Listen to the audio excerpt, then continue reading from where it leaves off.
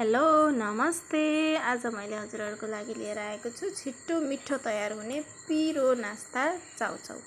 अब हाम्रो रेसिपीतर्फ पहिला एउटा भाँडामा पानी उमाल्ने, त्यसमा गजबको पिरो हाल्ने। मैले 3टा लिएको छु।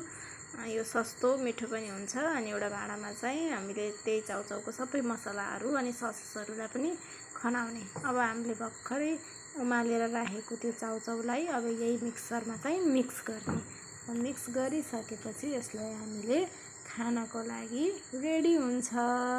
यसरी नै हजुरहरूले पनि आफ्नो साथीभाइ परिवारसँग बनाएर खाएर इन्जोय गर्न सक्नुहुन्छ। Thanks for watching. यस्तै भिडियोको लागि लाइक, सेयर अनि सब्सक्राइब पनि गर्नुहोला। Thank you.